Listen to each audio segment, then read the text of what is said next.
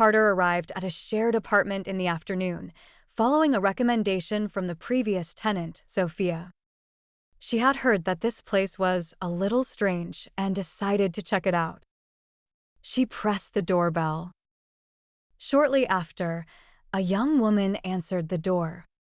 Emma looked slightly surprised, while the woman turned her head toward the inside and called out, "Mr. Landlord, the new tenant is here."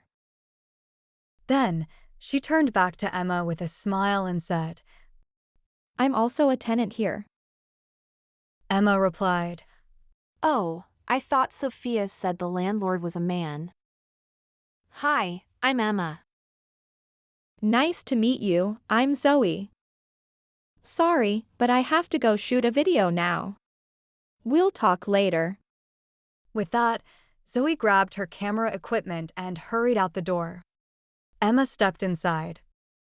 The first floor had a spacious living room, while the other sections appeared to be the kitchen and shared areas.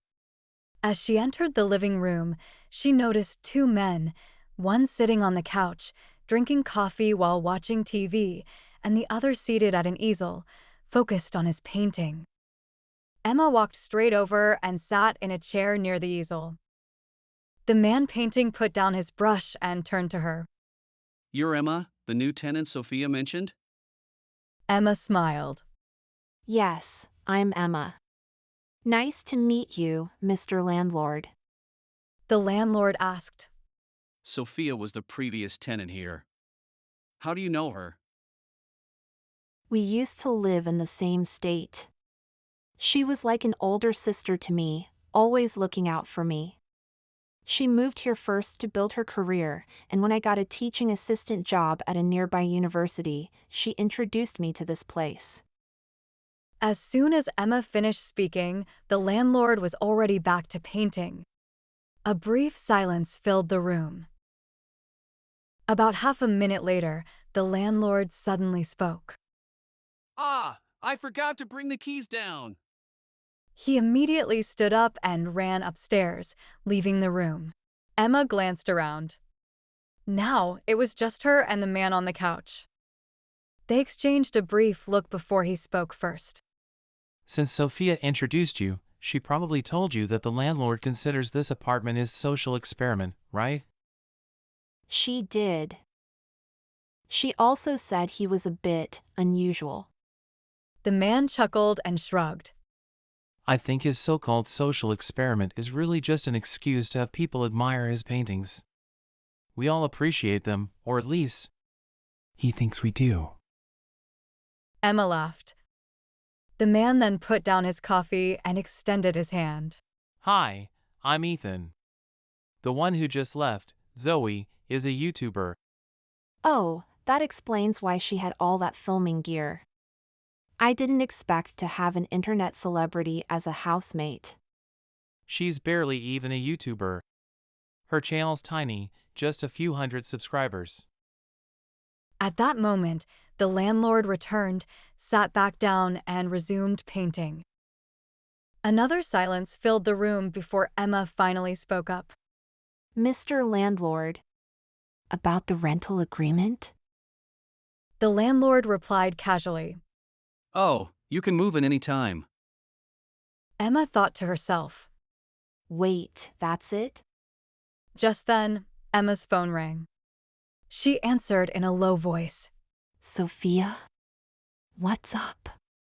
Oh, yeah, everything went smoothly. After ending the call, she turned to the landlord and said, Sorry, Sophia needs to see me for something urgent. Would it be okay if I leave for now? The landlord nodded. Of course. Your room is on the second floor, near the stairs. Aren't you going to check it out first? That's okay. I'll take a look when I come back later. Sophia already showed me pictures. The landlord pulled out the key he had just brought down and handed it to her.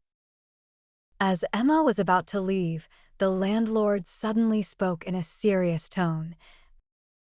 By the way, Sophia must have told you the one condition, right? If you move in, you have to come to the common room often to chat. Don't let this place become as distant and disconnected as the rest of society. Emma smiled and nodded. Yes, I agree to the condition. With that, she turned and left.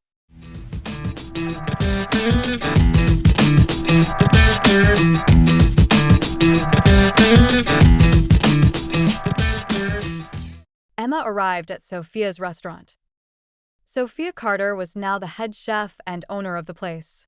The restaurant had a cozy yet stylish atmosphere, with an open kitchen that allowed her to chat with customers while she worked. When Emma arrived, the restaurant was still in the dinner prep phase. Sophia had already reserved a window seat for her. Sophia walked over with 2 drinks, placing one in front of Emma before sitting down. She leaned in slightly and asked with a knowing smile. So, what weird thing did Victor do this time? Emma sighed. He was just painting in the common room, then suddenly ran upstairs. Figures. He's still the same. Last time, when a tenant came to ask about rent, he randomly started reading out a philosophical essay he wrote. Why would he do that? Who knows? His brain just works differently from normal people. And he seemed to have already decided to let me move in before I even said much. Sophia smirked mysteriously. He only talked to you for a few minutes, but he spent an entire afternoon asking me about you. Emma's eyes widened. Wait, you guys talked about me beforehand? Victor may act like he doesn't care about anything, but he actually puts a lot of thought into who moves in. But I still don't quite get what his so-called social experiment is supposed to be. No one does. He says he wants to strengthen human connections, but in reality, it just forces tenants to interact and stare at his paintings in confusion. The 2 exchanged amused glances. After a moment, Emma asked, So, why did you move out?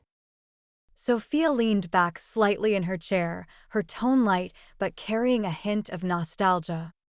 I finally saved up enough to open this restaurant.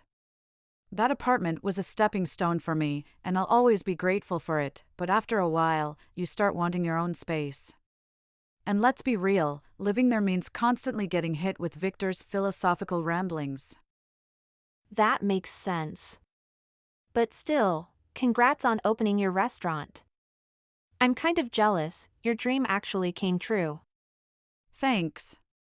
I hope your job here goes well too. Sophia then suddenly leaned forward, lowering her voice like she was about to share a secret. But I gotta ask, why did you choose to take the teaching assistant job at this university? Why do you ask? Because your mom called me. She asked me to look after you and mentioned that you actually got into a higher-ranked university but chose to come here instead. Emma frowned. Ugh, I can't believe she told you that. So? There's gotta be a reason. And no. I just thought, since you're here, it'd be nice to have a familiar face around. You don't sound very convincing. It's the truth. Sophia leaned back with a knowing look. Come on, you finished college and grad school in a different state. You're not the type to be afraid of living somewhere unfamiliar. Emma fell silent, as if she had just been seen through. Just then, one of the restaurant staff walked over and whispered something to Sophia. She stood up, patted Emma's shoulder, and said, All right, I won't press you for answers. Dinner service is about to start, and I gotta get to work. This meal's on me, take your time and enjoy. Emma smiled. Thanks, Sophia. After Sophia left for the kitchen, Emma remained seated, slowly enjoying her meal. As she ate, her mind drifted back to 2 years ago. Back then, she was in her first year of grad school, and her entire lab had traveled to attend a 5-day international conference. On one of the days, the conference organizers arranged a city tour for attendees to explore famous local landmarks together.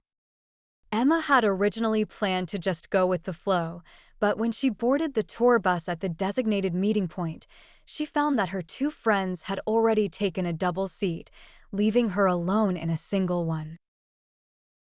A few moments later, another attendee boarded and sat down beside her. Since Emma was naturally shy and had little experience interacting with men, she remained silent. Suddenly, the man beside her turned his head and spoke. James Walker, PhD student at NYU. Emma hesitated for a second before realizing he was introducing himself. She quickly responded. Emma Carter, first-year grad student. James extended his hand, and they exchanged a brief handshake. How are you holding up with the conference so far? Emma tilted her head, thinking for a moment before answering honestly. Honestly? It's exhausting. I'm only in my first year, and I feel like my brain is on the verge of overload after sitting through so many presentations. James chuckled. Yeah, I space out all the time during talks. Especially yesterday afternoon, there was a session by Dr. Helena, and for some reason, I almost dozed off. Helena Foster? Yeah. Wait, you know her? She is my professor. James froze for a second. Oh, Don't worry, I zone out in her classes too. phew. That makes me feel a little better. The ice was broken. They spent the rest of the day hanging out with Emma's friends, quickly becoming part of the group. As the city tour neared its end, the final stop was a semi-outdoor restaurant at dusk. The group sat around large tables, enjoying a relaxed dinner as the golden sunset bathed the city skyline. In the middle of their conversation, a sudden gust of wind swept through the patio, blowing Emma's conference badge off the table. James noticed and quickly picked it up. Glancing at the text, he casually asked, Emma S. Carter. What's the S stand for? Emma hesitated briefly before replying. Suzanne. I know, it's not a very common name. James raised an eyebrow. Suzanne, huh? Something seemed to click in his mind. He reached for a piece of paper from the table and started folding it into a shape. Emma, intrigued, leaned in. I've never seen a paper airplane folded that way before. James remained silent as he carefully finished shaping the plane. Then, he turned to Emma and asked, How far do you think this thing can fly? If you folded it well, maybe 5 meters? This one can easily go over 20 meters. Wanna bet? Emma playfully raised an eyebrow. All right. And if you lose? Loser buys the winner a coffee. Deal. They stepped outside onto the restaurant's walkway, preparing for the launch. James took a deep breath, then flicked his wrist, sending the paper airplane soaring into the air. It glided gracefully, easily surpassing 20 meters before landing somewhere around 40 meters away. James turned to Emma with a triumphant look. This design holds the Guinness World Record for the longest paper airplane flight. It even has a name, Suzanne. Wait. Seriously? There's a world record paper airplane with my name? Total coincidence. But that doesn't change the fact that you owe me a coffee. Fine. Next time we get a chance. As they turned back toward the restaurant, Emma glanced at James's back. The entire day had been surprisingly fun. His humor, intelligence, and easygoing nature made her feel comfortable in a way she hadn't expected. For the first time, she found herself drawn to someone. The conference wrapped up at noon on the final day. The organizers had arranged shuttle buses to take attendees to the airport. Emma was looking forward to this. Many of them would be taking the same flight, meaning she'd have more time to chat with James. She arrived early at the meeting point, scanning the crowd until she spotted him chatting with a few other attendees. Summoning her courage, she approached him.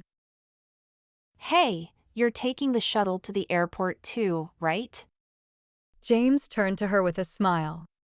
Oh, actually, I'm not flying out today. Emma's smile faltered slightly. Huh. A friend of mine suggested we take a road trip back instead. So, I figured, why not? He spoke casually as if it were no big deal. Emma froze. She had been so sure they would have more time to talk. In fact, she had been excited about it. But now, she felt a pang of disappointment, but quickly masked it with a forced smile. Oh. I see. James paused for a brief moment, as if sensing something, then said, Well, safe travels. Emma nodded, swallowing back her emotions. Yeah, you too. She watched as James turned and walked away, heading in a completely different direction, while she, alone, pulled her suitcase toward the shuttle bus. They had only just met. There was no reason to expect more. But the way it ended so suddenly still stung. Some encounters are beautiful, but they don't always lead anywhere. Like city lights, shining brightly from a distance, but the moment you turn a corner, they disappear into the crowd. Back in the present, Emma put down her fork and let out a soft sigh. Then, pushing her thoughts aside, she refocused on her meal, grounding herself back in reality. Outside, the neon lights flickered, the city humming with life. And her own story was just beginning.